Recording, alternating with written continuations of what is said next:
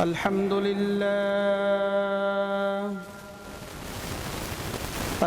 لله الأكرم الذي خلق الإنسان وكرم وعلمه من البيان ما لم يعلم فسبحان الذي لا يحصى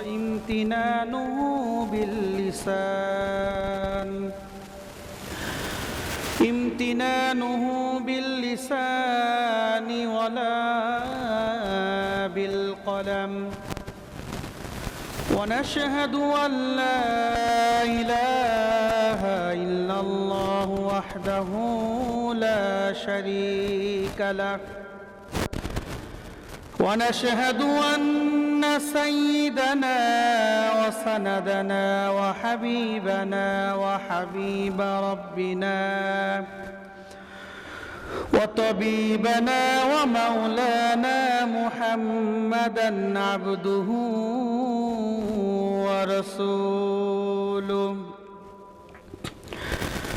الذي أرسله بالحق بشيرا ونذيرا وداعيا إلى الله بإذنه وسراجا منيرا أما بعد فأعوذ بالله من الشيطان الرجيم بسم الله الرحمن الرحيم سبحان الذي أسرى بعبده ليلا من المسجد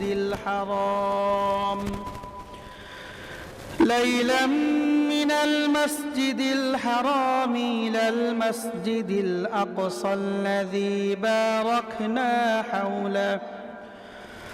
باركنا حوله لنريه من آياتنا إنه هو السميع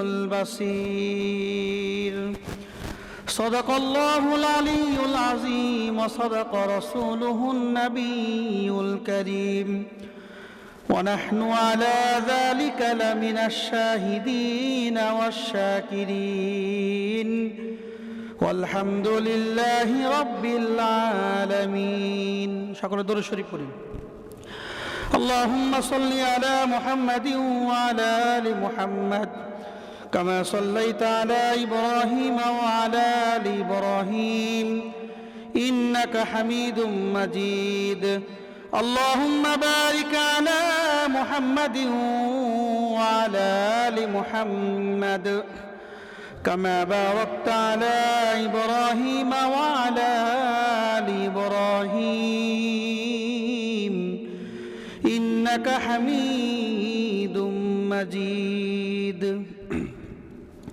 সবাই ভালো আছেন আলহামদুলিল্লাহ আল্লাহ তাআলার দরবারে লাখো কোটি শুকরিয়া আদায় করছি যে মহান মালিক আমাদেরকে সুস্থ রেখে সুস্থ অবস্থায় আল্লাহ তাআলা আমাদেরকে সর্বাগ্রে মসজিদে একত্রিত করে আলোচনায় শামিল করেছেন সে আল্লাহ তাআলার দরবারে অগণিত শুকরিয়া আদায় করছি আলহামদুলিল্লাহ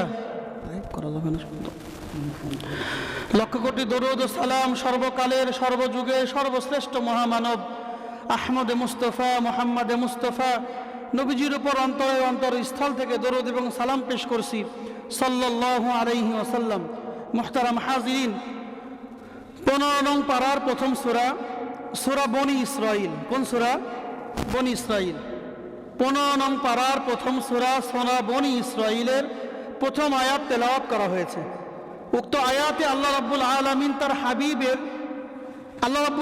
তার হাবিবের একটি মুজিজা নিয়ে আলোচনা করেছেন কি নিয়ে আলোচনা করেছেন ভাই মুজিজা নিয়ে আলোচনা করেছেন মুজিজা কি মুজিজা হলো রাসূল আকরাম সাল্লাল্লাহু আলাইহি ওয়াসাল্লামের নবুয়তের যে প্রমাণ আছে নবুয়তের কি আছে? আল্লাহ রাসূল সাল্লাল্লাহু আলাইহি ওয়াসাল্লাম তিনি যে নবী, এই নবুয়তের প্রমাণ থাকা দরকার না? তো আল্লাহ রাব্বুল আলামিন রসুলের নবুয়তের যে প্রমাণ আছে তার মধ্যে একটি হলো হচ্ছে মুজিজা। সুবহানাল্লাহ, একটি কি? মুজিজা। সম্মানিত হাজিরিন, মুজিজা হলো এমন কিছু ঘটনা, অলৌকিক ঘটনা, যেগুলো আল্লাহ রাব্বুল আলামিন তার নবীদের সাথে ঘটায়। কাদের সাথে ঘটায়? নবী রাসূলদের সাথে ঘটায়। মুজিজা হলো এমন একটা জিনিস যেই ঘটনাগুলো শুধুমাত্র আল্লাহ রসুল সাল্লাল্লাহু আলাইহি ওয়াসাল্লাম এবং নবীদের সাথে যে ঘটনাগুলো ঘটে তাকে বলা হচ্ছে মুজিজা। তাকে কি বলে? মুজিজা বলে। এবং কারামত কাকে বলে? ওলিয়া উলিয়া যারা আছে আমাদের, ওলিয়া উলিয়াদের থেকে যদি আশ্চর্যজনক কোনো ঘটনা ঘটে তাকে বলা হচ্ছে কারামত। তাকে কি বলে? তাকে বলা হচ্ছে কারামত।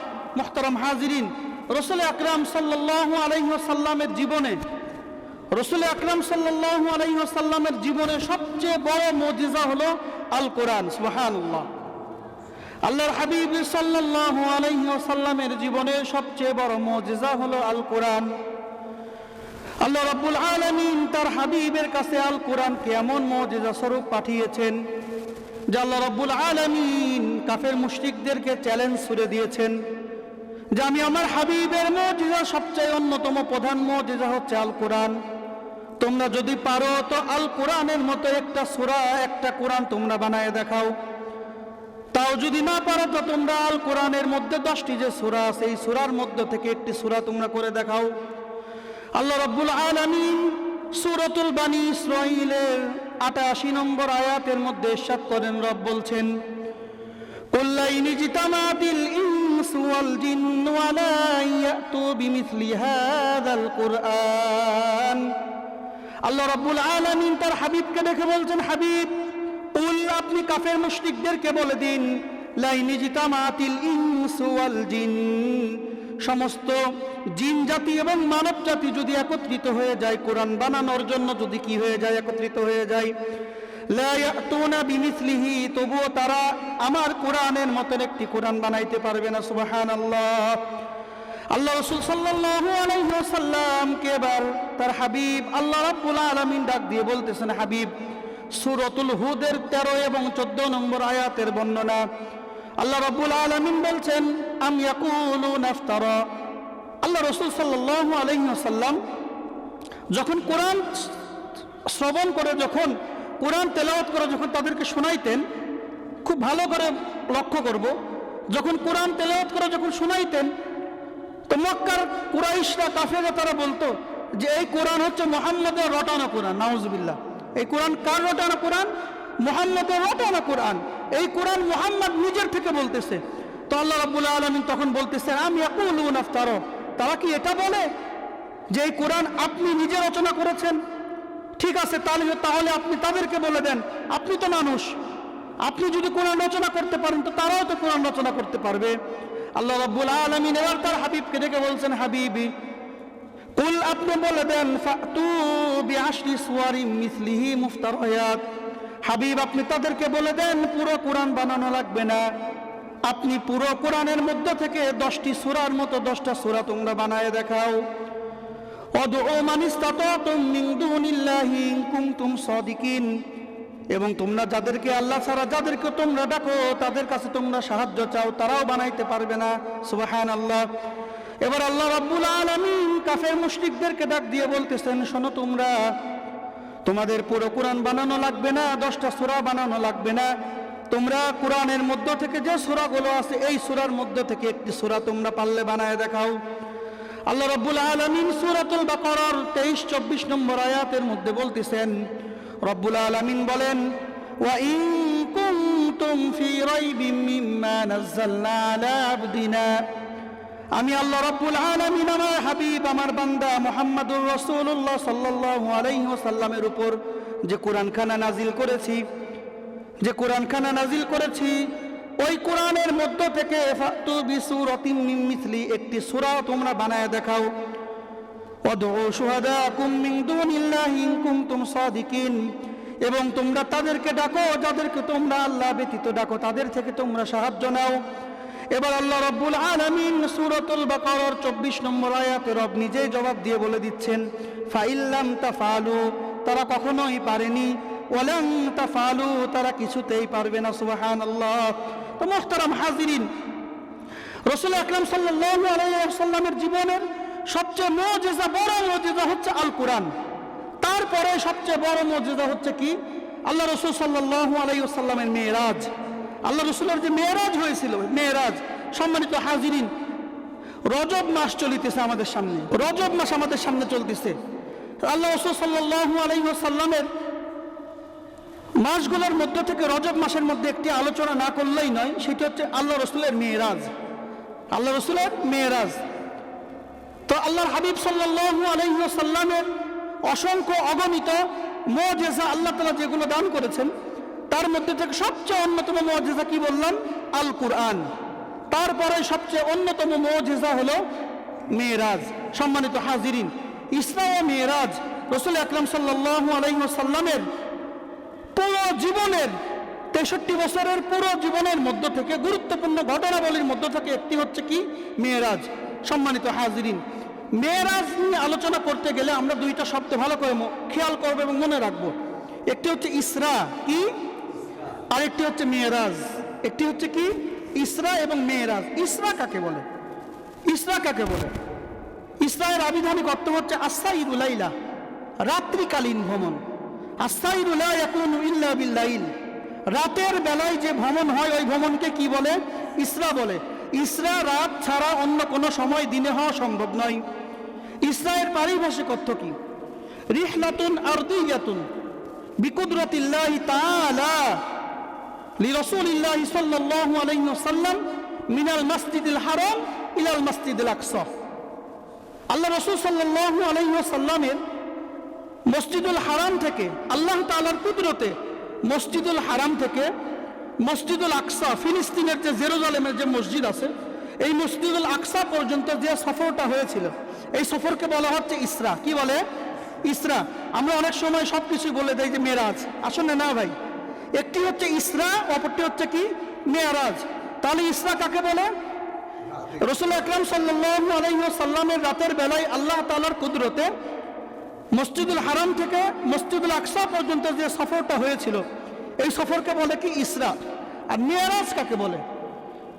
মেরাজ কাকে বলে? মেরাজের ব্যাপারে কিতাবের মধ্যে আসছে, রিহলাতুন সামাভিয়াতুন তাম্মাত বিকুদরাতিল্লাহি তাআলা লিরাসূলিল্লাহি সাল্লাল্লাহু আলাইহি ওয়াসাল্লাম ইলা সিদরাতিল মুনতাহা সুম্মা লিকাইল্লাহি আযজা ওয়া জাল।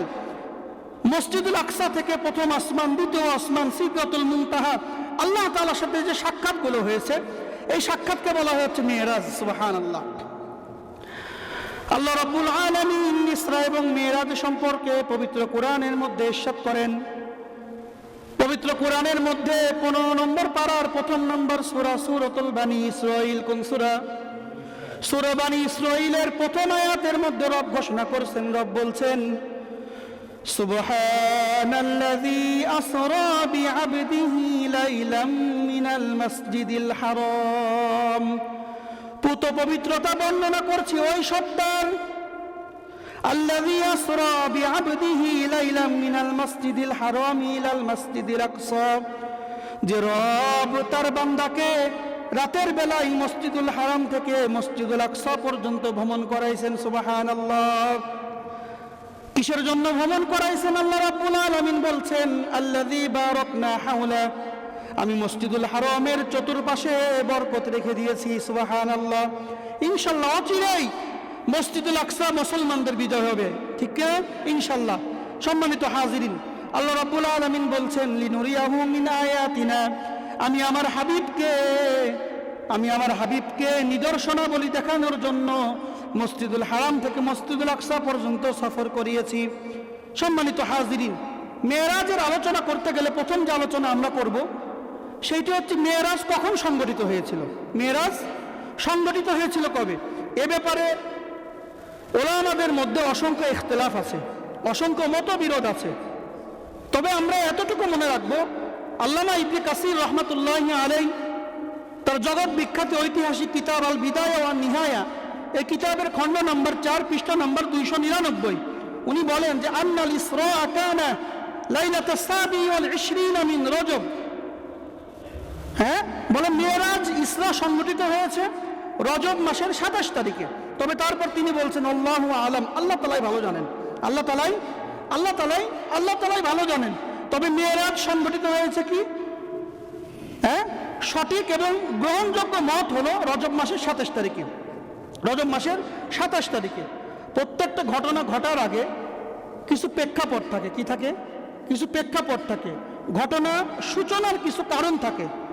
তো আল্লাহ রাব্বুল আলামিন তার হাবিবকে মেরাজ ঘটাইছেন, এর কিছু কারণ আছে, এর কিছু প্রেক্ষাপট আছে। সহিহ বুখারীর 3231 নম্বর হাদিসের বর্ণনা, আন আয়েশা রাদিয়াল্লাহু তাআলা আনহা قالت, হযরত আয়েশা সিদ্দিকা রাদিয়াল্লাহু তাআলা আনহা হতে বর্ণিত, তিনি বলেন হালাতা আলাইকা ইয়াউমুন কানা আশাদ্দ মিন ইয়াউমি উহুদ। আয়েশা সিদ্দিকা রাদিয়াল্লাহু তাআলা আনহু বলছেন, আমি একবার আল্লাহর রাসূলকে জিজ্ঞাসা করলাম, ইয়া রাসূলুল্লাহ, হালাতা আলাইকা ইয়াউমুন, আপনার জীবনে এমন কোন দিন আছে কিনা কানা আশাদ্দ মিন ইয়াউমি উহুদ, উহুদের দিনের চেয়ে কঠিন কোন দিন আপনার জীবনে আছে কিনা ইয়া রাসূলুল্লাহ, আমি জানতে চাই। কারণ উহুদের ময়দানে আপনার দান্দান মোবারক শহীদ হয়েছে, উহুদের ময়দানে অসংখ্য সাহাবে একরাম শহীদ হয়েছে। ইয়া রাসূলুল্লাহ, আপনার কাছে আমি জানতে চাই উহুদের ময়দানের চেয়ে কঠিন কোন দিন কি আপনার জীবনে আছে কিনা ইয়া রাসূলুল্লাহ, আমি জানতে চাই। এবার আল্লাহ রাসূল সাল্লাল্লাহু আলাইহি ওয়াসাল্লাম বলছেন, আয়েশা শোনো, উহুদের ময়দানে তো আমি আহত হয়েছিলাম, তবে উহুদের ময়দানে আমি চতুর্পাশে তাকিয়ে দেখি আমার চেনা জানা অসংখ্য লোক উহুদের ময়দানে আছে। তবে আমি যখন মক্কা থেকে বিতাড়িত হয়ে তায়েফের ময়দানে গেলাম, তায়েফের ময়দানে গিয়ে আমি তাদেরকে দ্বীনের দাওয়াত দিতে লাগলাম। তারা আমার কথা শুনল না এবং আমার পিছনে দুষ্টু কিছু পোলাপান লেলিয়ে দিল। কি করলো? লেলিয়ে দিল। তারা আমাকে আহত করলো। আমি আহত অবস্থায় আঙ্গুরের বাগানের মধ্যে বসে আছি। আঙ্গুরের বাগানের মধ্যে বসে এসে ফানাজারতু, আমি আসমানের দিকে তাকাইয়ে দেখলাম একখণ্ড মেঘ দেখা যায়, আর ওই মেঘের মধ্যে জিবরাইল আলাইহিস সালাতু ওয়াস সালামকে দেখা যায়। সুবহানাল্লাহ। জিবরাইল আলাইহিস সালাতু ওয়াস সালাম আল্লাহর হাবিবকে ডেকে বলছেন, ইয়া রাসূলুল্লাহ, আসসালামু আলাইকা ইয়া রাসূলুল্লাহ। ইয়া রাসূলুল্লাহ, আপনি তায়েফবাসীদেরকে যে দাওয়াত দিয়েছেন, আপনার তারা যে উত্তর দিয়েছে সব আল্লাহ রাব্বুল আলামিন শুনেছেন। এই জন্য আল্লাহ রাব্বুল আলামিন আপনার কাছে পাহাড়ের একজন ফেরেশতা পাঠিয়ে দিয়েছে। রাসূল আকরাম সাল্লাল্লাহু আলাইহি ওয়াসাল্লাম পাহাড়ের ফেরেশতা আল্লাহ রাসূলকে সালাম দিলেন। সালাম দিয়ে বললেন, ইয়া রাসূলুল্লাহ, আপনি শুধুমাত্র আদেশ করেন তায়েফবাসীকে আমি 2 পাহাড়ের মাঝখানে ফেলে শেষ করে দিব। আল্লাহর হাবিব সাল্লাল্লাহু আলাইহি ওয়াসাল্লাম এবার পাহাড়ের ফেরেশতাকে কি বলে ভালো করে শোনেন। দুনিয়ার কোনো বাদশাহ, দুনিয়ার কোনো নেতা এরকম কথা বলতে পারবে না। আল্লাহর হাবিব সাল্লাল্লাহু আলাইহি ওয়াসাল্লাম তাদের পাহাড়ের ফেরেশতাকে বলছেন, শোনো ফেরেশতা, তুমি ভালো করে শুনে রাখো, এই তায়েফবাসী আমার দাওয়াত কবুল করলো না, তবে তুমি শুনে রাখো, এদের ওরস থেকে যে সমস্ত সন্তান সন্ততিগুলো হবে তারা এক আল্লাহকে আল্লাহ বলে মেনে নিবে, আমি রাসূলকে রাসূল বলে মেনে নিবে। সুবহানাল্লাহ। আল্লাহ রাসূল সাল্লাল্লাহু আলাইহি ওয়াসাল্লাম মন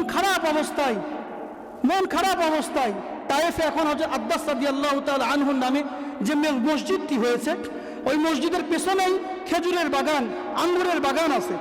আল্লাহ রাসূল আঙ্গুরের বাগানের মধ্যে মন খারাপ করে বসে আছেন।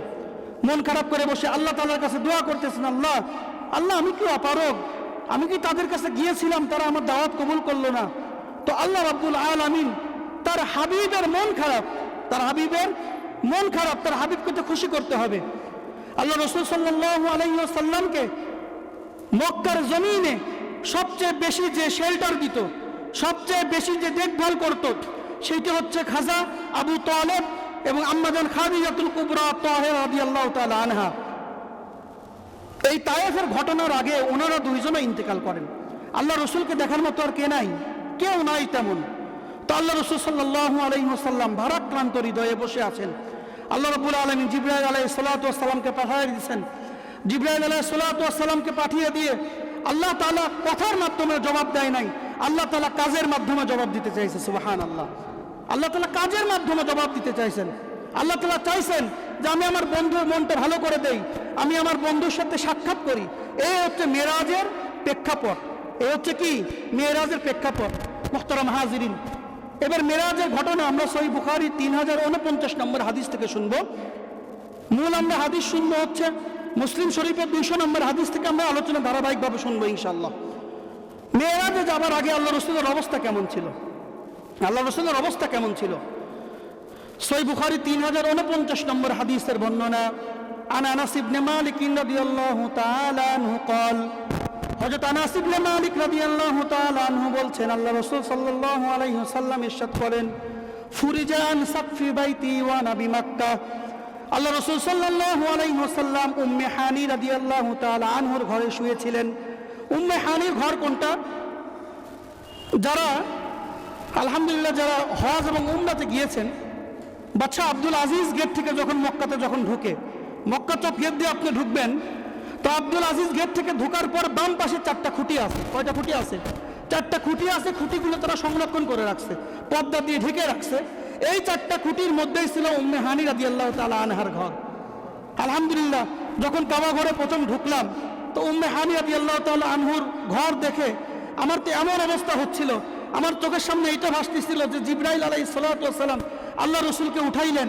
আল্লাহ রাসূলকে হাদিসের মধ্যে যেমন আসছে যে ফুরিজা আন সাকফি বাইতি ওয়া নবী মক্কা, আল্লাহ রাসূল উম্মে হানি রাদিয়াল্লাহু তাআলা আনহা ঘরের মধ্যে শুয়ে আছে।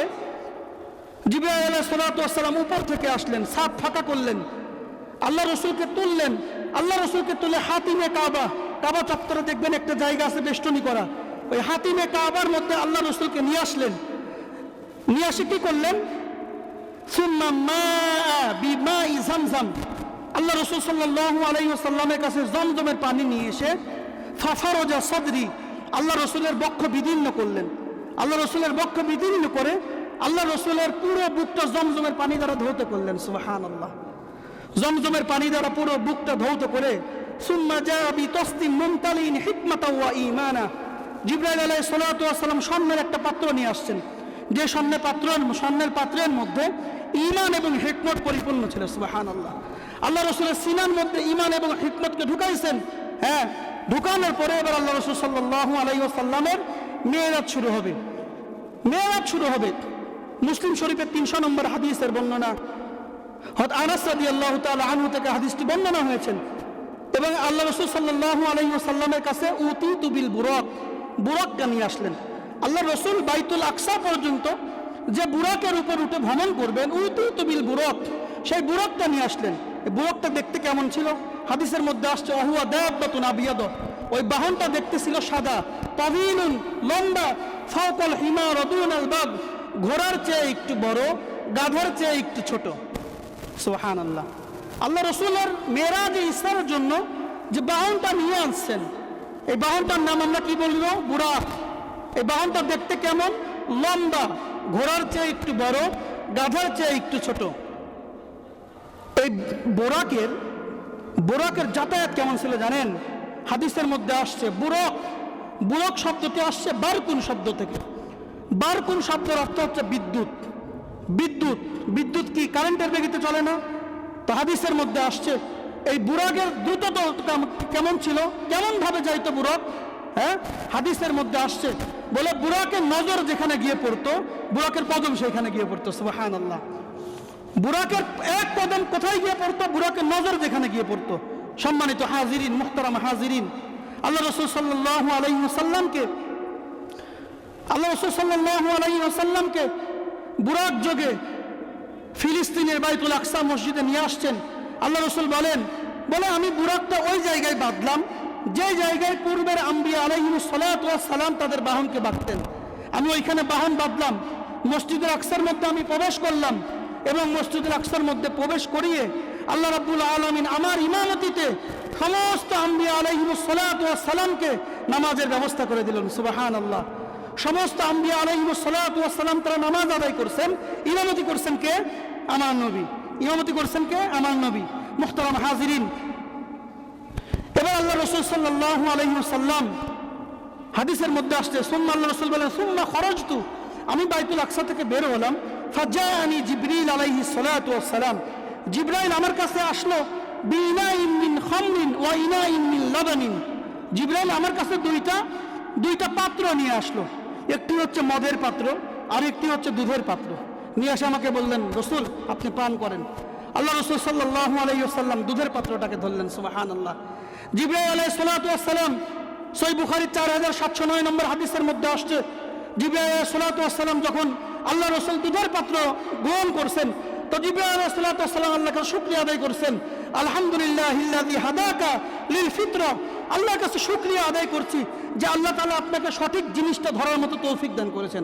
সুবহানাল্লাহ। জিবরাইল আলাইহিস সালাতু ওয়াস সালাম বলেন, হাবিব লাউ আখাযতাল খামরা, যদি আপনি মদের পাত্রটা ধরতেন, লাগাত উম্মাতুকা, তাহলে আপনার সমস্ত উম্মত পথভ্রষ্ট হয়ে যাইত। সমস্ত উম্মত কি হয়ে যাইত? পথভ্রষ্ট হয়ে যাইত। এবার শুরু হলো মিরাজের বর্ণনা। মুসলিম শরীফের 300 নম্বর হাদিস থেকে আমরা আলোচনা শুনব। সুম্মা রাজাবিনা ইলাস সামাওয়াতিল উলা, আল্লাহ রাসূল সাল্লাল্লাহু আলাইহি ওয়াসাল্লামকে নিয়ে জিবরাইল আলাইহিস সালাতু ওয়াস সালাম ঊর্ধ্ব গগনে ভ্রমণ শুরু করলেন। সুম্মা রাজাবিনা ইলাস সামাওয়াতিল উলা, প্রথম আসমানে যখন উঠলেন, ফাস্তাফতাহা জিবরাইল আলাইহিস সালাতু ওয়াস সালাম প্রথম আসমানের দরজা খোলার জন্য অনুমতি চাইলেন। সুবহানাল্লাহ।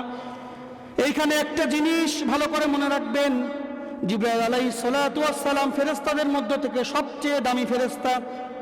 আর জিবরাইলের সাথে আছে কে? আমার আপনার নবী রাহমাতুল লিল আলামিন, আল্লাহ তাআলার পরে যিনি সর্বশ্রেষ্ঠ মানব, তিনি হচ্ছে রাসূলুল্লাহ সাল্লাল্লাহু আলাইহি ওয়াসাল্লাম।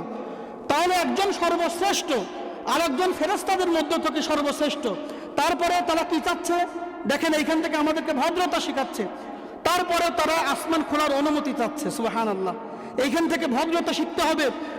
আমি আর আপনি যত বড়ই হই না কেন, কখনো যদি কারো বাড়িতে যাই, কারো অফিসে যাই, তার থেকে কি নিতে হবে? ঢোকার অনুমতি নিতে হবে। ফাস্তাফতাহা জিবরাইল আলাইহিস সালাতু ওয়াস সালাম আসমান খোলার অনুমতি চাইল। ফাকিলা, প্রথম আসমানের দারোগা ফেরেশতার নাম হচ্ছে ইসমাইল। কি নাম?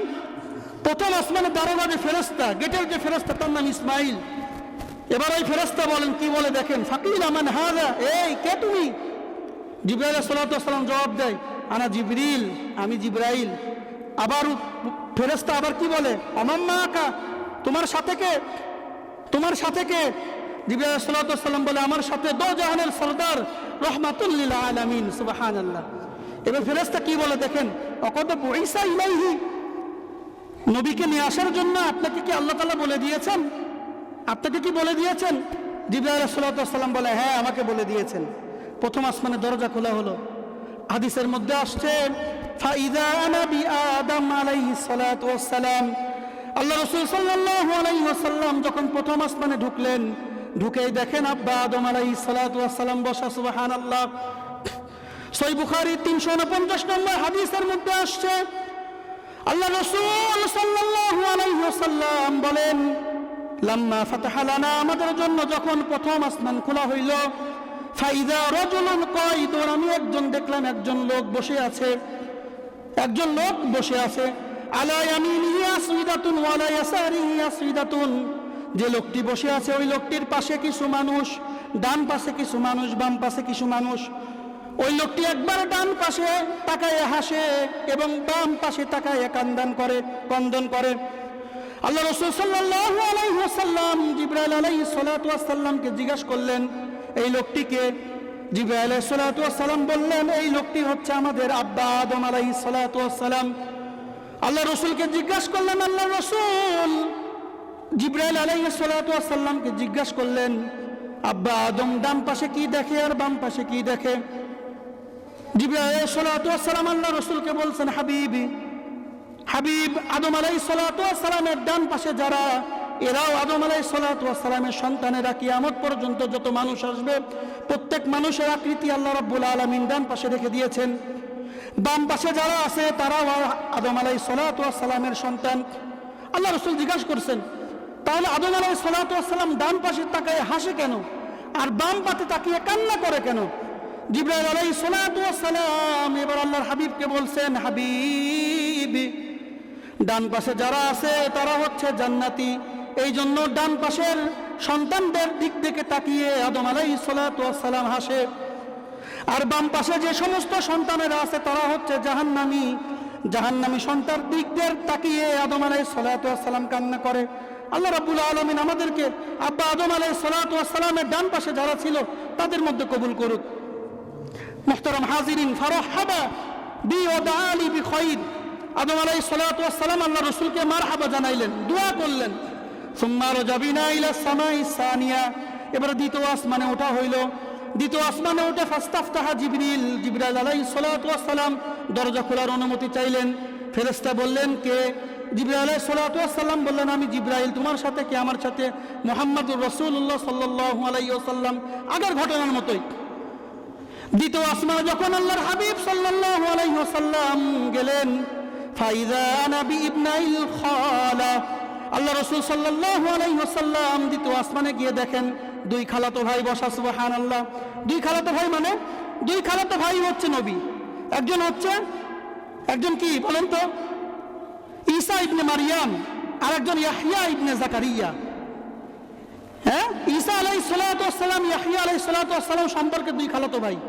তারা তাদেরকে স্বাগত জানাইল। সুম্মা রাজাবিনা ইলা সামাইস সালিসা, তৃতীয় আসমানে ওঠা হইলেন। জিবরাইল অনুমতি চাইলেন আগের মতোই। আল্লাহ রাসূল সাল্লাল্লাহু আলাইহি ওয়াসাল্লাম তৃতীয় আসমানে উঠে দেখে ফাইযা না ইউসুফ আলাইহিস সালাতু ওয়াস সালাম। তৃতীয় আসমানে উঠে ইউসুফ আলাইহিস সালাতু ওয়াস সালামের সাথে সাক্ষাৎ। আল্লাহ রাসূল সাল্লাল্লাহু আলাইহি ওয়াসাল্লাম হাদিসের মধ্যে আসছে, তিনি বলেন, ইযা হুয়া কদ আতা শাতারাল হাসান, আমি ইউসুফ আলাইহিস সালাতু ওয়াস সালামের দিকে তাকিয়ে দেখলাম আল্লাহ রাব্বুল আলামিন পুরো সৌন্দর্যের অর্ধেক সৌন্দর্য ইউসুফ আলাইহিস সালাতু ওয়াস সালামকে দিয়ে দিয়েছেন।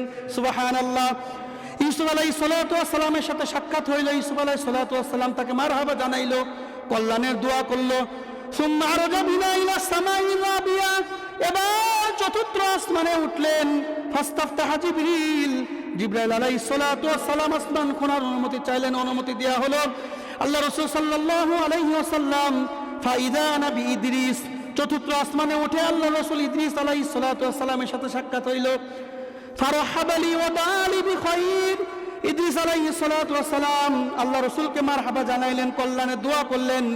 সুম্মা আরজা বিনা ইলা সামাইল খামিসা, পঞ্চম আসমানে উঠলেন। একই ঘটনা।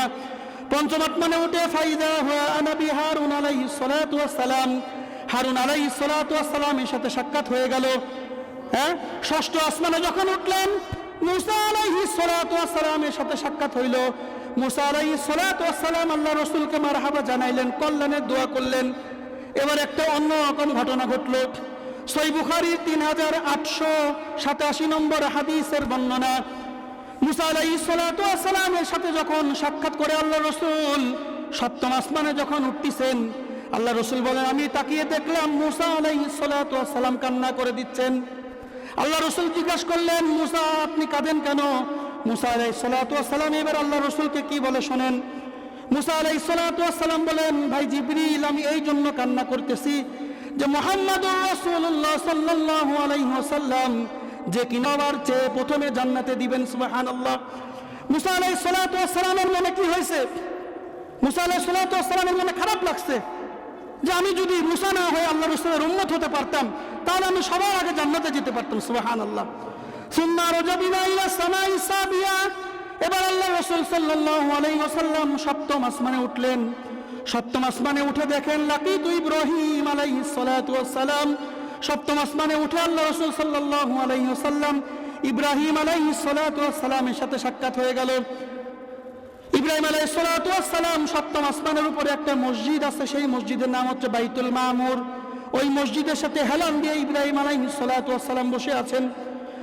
মসজিদুল বাইতুল মামুর হচ্ছে এমন মসজিদ যে মসজিদ একবারে কাবা ঘরের সোজাসুজি, কাবা ঘর যেখানে অবস্থিত এর থেকে একদম সরাসরি 7 আসমানে একটি মসজিদ আছে, যে মসজিদের নাম কি? বাইতুল মামুর। এই মসজিদের এতটা গুরুত্ব, হাদিসের মধ্যে আসছে যে এই মসজিদে প্রতিদিন 70,000 ফেরেশতা ইবাদত বন্দেগী করে, ইবাদত বন্দেগী করে চলে যায়। পরের দিন আবার 70,000 ফেরেশতা আসে। তবে আশ্চর্যের বিষয় হলো যে 70,000 ফেরেশতা ইবাদত বন্দেগী করে চলে গেল, ওই 70,000 ফেরেশতা কিয়ামতের আগ পর্যন্ত আর কখনোই সিরিয়াল পাবে। সুবহানাল্লাহ। আল্লাহ রাসূল এত কি বানাইছেন, আল্লাহ রাসূলের কুদরতে আল্লাহ রাব্বুল আলামিন এত ফেরেশতা বানাইছেন।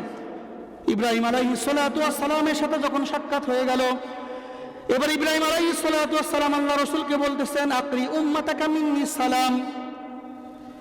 আল্লাহ রাসূল সাল্লাল্লাহু আলাইহি ওয়াসাল্লাম কি ইব্রাহিম আলাইহিস সালাতু ওয়াস সালাম বলতেছেন, রাসূল আপনি শুনেন, আপনার উম্মতকে আমার পক্ষ থেকে সালাম দিয়ে দিবেন। সুবহানাল্লাহ। এবং আল্লাহ রাসূল সাল্লাল্লাহু আলাইহি ওয়াসাল্লামকে ওয়াখবিরুহুম একটি সংবাদ জানাইলেন। ইব্রাহিম আলাইহিস সালাতু ওয়াস সালাম আল্লাহ রাসূলকে বলতেছেন, আল্লাহ রাসূল আপনি শুনেন, আন্নাল জান্নাতা তাইয়িবাতুত তুরবা, জান্নাতের মাটি হচ্ছে সুঘ্রাণযুক্ত মাটি। সুবহানাল্লাহ। ওয়া আযমাতুল মা, জান্নাতের পানি হচ্ছে সুমিষ্ট, এবং জান্নাতের যে জমিন আছে এই জমিন হচ্ছে উর্বর। সাত আসমানের উপরে ইব্রাহিম আলাইহিস সালাতু ওয়াস সালাম মিরাজের রাতে আল্লাহ রাসূলকে বলতেছেন যে, হাবিব আপনি আমার পক্ষ থেকে আপনার উম্মতকে সালাম পৌঁছায় দেবেন, আপনার উম্মতকে জানাইবেন জান্নাতের মাটি উর্বর, জান্নাতের মাটিতে সুঘ্রাণ বের হয় এবং জান্নাতের পানি মিষ্ট। আপনি বলবেন আপনার উম্মত যেন কি করে, জান্নাতে যেন গাছ লাগায়। আল্লাহ রাসূল জিজ্ঞাসা করছেন, আব্বা একটা কথা মনে রাখবেন, প্রথম আসমানে আদম আলাইহিস সালাতু ওয়াস সালামের সাথে যে সাক্ষাৎ হয়েছে, আদম আলাইহিস সালাতু ওয়াস সালাম আল্লাহ রাসূলকে বেটা বলে সম্বোধন করছেন। তাছাড়া সমস্ত আম্বিয়া আলাইহিস সালাতু ওয়াস সালাম ষষ্ঠ আসমান পর্যন্ত ছেলে ভাই বলে সম্বোধন করছেন। ইব্রাহিম আলাইহিস সালাতু ওয়াস সালাম বেটা বলে সম্বোধন করছেন। এবার ইব্রাহিম আলাইহিস সালাতু ওয়াস সালাম বলেন, আপনার উম্মতকে বলবেন জান্নাতে যেন তারা গাছ লাগায়। আল্লাহ রাসূল বলছেন, আব্বা জান্নাতে গাছ কেমনে লাগায়, আমার উম্মত তো জানেন, আপনি শিখাই দেন। ইব্রাহিম আলাইহিস সালাতু ওয়াস সালাম চারটা জিনিস শিখাই দিয়েছেন। আল্লাহ রাসূলকে বলছেন, আপনার উম্মত যদি এই চারটা কাজ করে তাহলে আপনার উম্মতের পক্ষ থেকে জান্নাতের মধ্যে একটা একটা করে গাছ লাগায়া যাবে। কি সেই চারটা জিনিস? ইব্রাহিম আলাইহিস সালাতু ওয়াস সালাম আল্লাহ রাসূলকে এবার শেখায়, শুনে রাখেন। সুবহানাল্লাহ, আলহামদুলিল্লাহ, ওয়া লা ইলাহা ইল্লাল্লাহু আল্লাহু আকবার। সুবহানাল্লাহ, একটা কি সুবহানাল্লাহ, আর একটা হচ্ছে আলহামদুলিল্লাহ, একটা হচ্ছে লা ইলাহা ইল্লাল্লাহ, আর একটা হচ্ছে আল্লাহু আকবার।